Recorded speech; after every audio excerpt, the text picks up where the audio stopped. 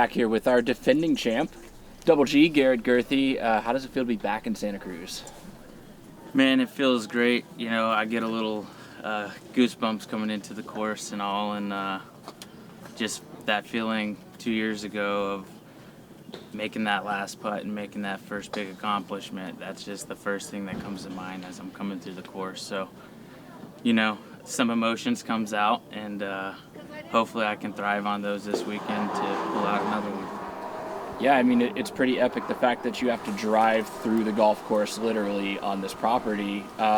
Did any, particular memories come back as you're literally driving between the holes you were playing there? Oh, yeah, the downhill shot. I can't exactly recall the hole, but the downhill shot where I threw my big spike hyzer down there and almost aced in the basket. And just knowing that last drive on hole 18, I just had it wrapped in the bag. I just remember throwing my red X Cal, keeping it safe, laying up, and taking down my first big win.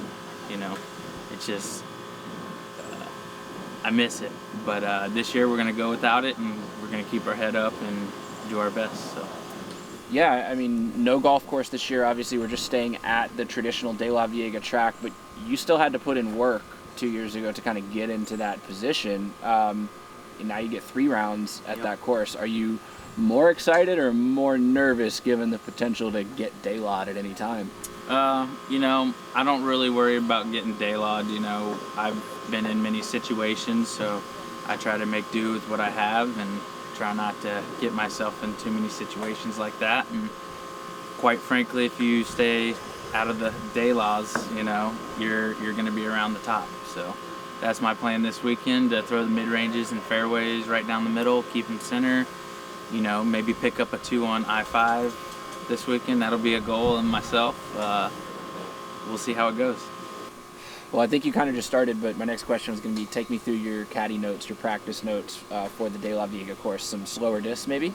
Oh, yeah, definitely a lot slower discs. You don't want to get the edge going too fast unless you have a little bit of room to do so, which out here there's not many places to throw the high speeds. So get my Thunderbird, my T-Bird, my Color Glow Rock 3s, they kind of do work as my fairways as well. So those will be my workhorses this weekend, and I'm proud to throw them.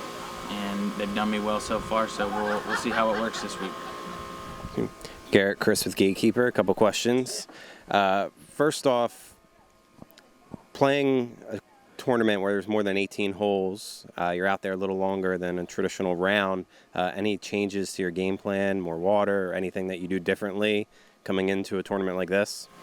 Growing up in Florida, I've had the opportunities to play tracks like that, so unfortunately, the game plan will still stay the same, and attack every hole like it's my last one, and never give up on the par. So try not to scramble too much out there, and I'll be okay. Awesome. How's the Double G Jerky going for you? Double G Craft Jerky's going well. We just launched our Smash Cracked Pepper, and it's going great out there, and we can feel the love, that's for sure. We're running out of jerky quite early, so we're getting it made as fast as we can, and it's a good problem to have. And we're also working with Paul Macbeth with the Paul Macbeth Foundation, and we're going to bring on the McBeast barbecue, and there's going to be a max weight bag is 180 grams, around a 5 to 6 ounce bag. So awesome. So look forward to that. It'll be on the website. It says coming soon already.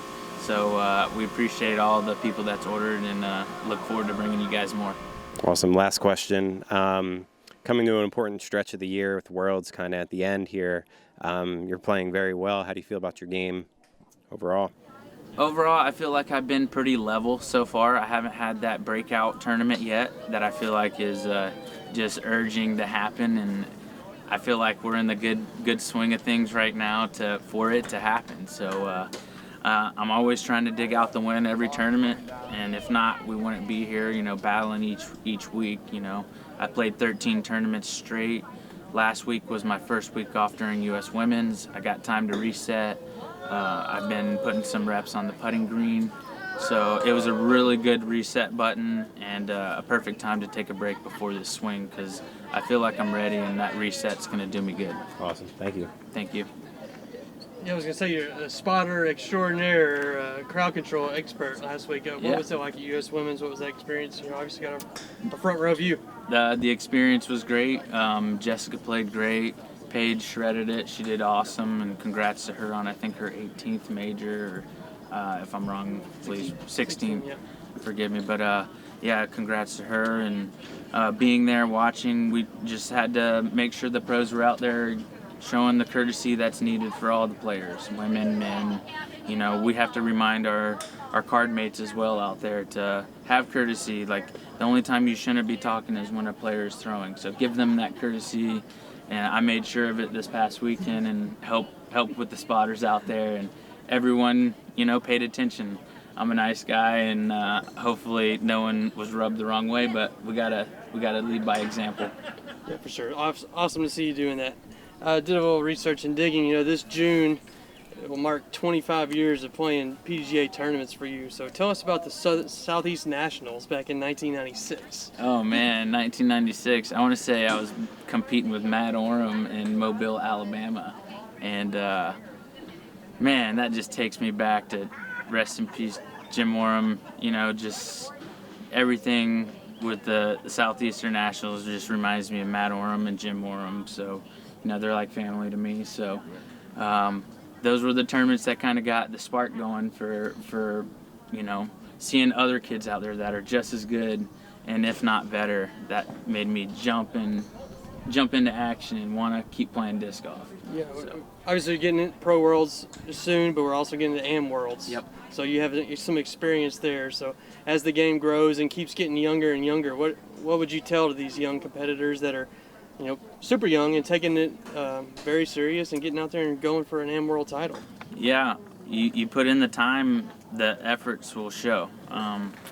There was not a day growing up that I wasn't on the disc golf course. You know, if I could be at the disc golf course, I was there, you know, and there was 4 of us, so, you know, it's a relatively cheap sport and relatively cheap to learn by watching YouTube channels and watching all the pros out there. So with that being said, you know, it was just nice to get out and grind it and see what we could do better always. Awesome. Double G, best of luck this weekend when you defend your title. We'll see you out there. All right, thanks guys.